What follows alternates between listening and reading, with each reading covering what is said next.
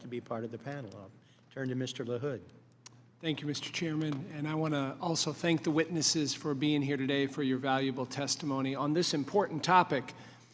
As I think about the new USMCA and I think about my state of Illinois and the district that I represent, about a third of the products we grow, produce, and manufacture in Illinois go to Mexico or Canada. 98% of the corn that Mexico imports comes from the United States, much of it from the Midwest. And I look at the economic opportunities and the jobs that have been created with NAFTA and now under new USMCA. And it is a win for workers, it's a win for economic opportunities, and it's a win for Illinois, whether you're in manufacturing, whether you're in ag, whether you're in services, whether you're in technology. You look at these 24 chapters and how they were negotiated, this is a strong agreement.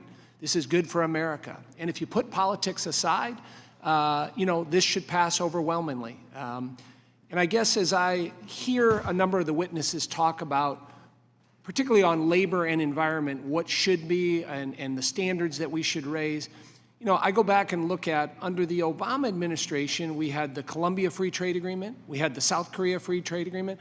As I look at those standards in there and the enforcement, this is stronger.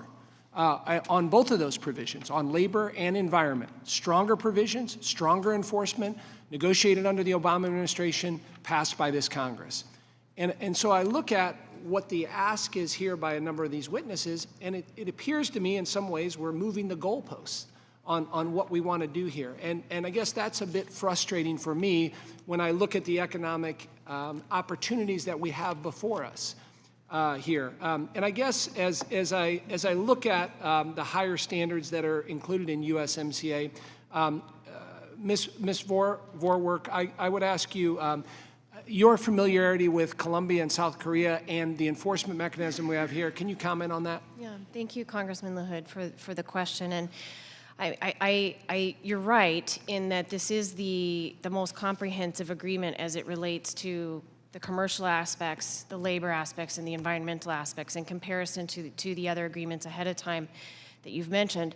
I think where you're hearing some conversation, and this should not be a political issue, this should be a party issue, this is an American issue. And I'm honored to be sitting up here with labor and environment so that we can have this discussion. I think what you're hearing is that across the board, we all say enforcement is critical. And in USMCA, the enforcement chapter is better than the NAFTA. It has succeeded in including labor and environment into the agreement, and that's important because if not this, then what else? If not USMCA on labor and environment, then what else? So where I think we're having the conversation is, are there slight tweaks in terms of ways that we can enhance the mechanism? And from our standpoint, there are areas on state-to-state dispute that can be strengthened, especially as it relates to the panels and ensuring that we have solidified panels and experts to choose from, whether those are experts in trade, labor, or environment. This agreement, USMCA, will actually address that, but the question is, are there enforcement mechanisms that need to be looked at? Across the board, USMCA is a good deal for America. It's a good deal for farmers, ranchers, workers, and the environment. And when we think about how we operate around the world, this is a vehicle to raise the standards for others on the other sides of the border in Mexico and Canada. And the fact that Mexico is changing its laws on labor to comply with this agreement, I ask again, if not this agreement, then what else?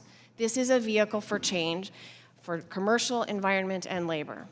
Thank you for that. And then also, I'm going to commend the Trump administration for eliminating or making the announcement on the Section 232 tariffs on steel and aluminum. Very important moving forward. I'm not generally a fan of tariffs. Tariffs are taxes. They're taxes on consumers, taxes on businesses. But with that decision moving forward, tell me, Ms. Vorwerk, how impactful that is in terms of the USMCA. It's incredibly impactful because it removes a barrier to passage of USMCA.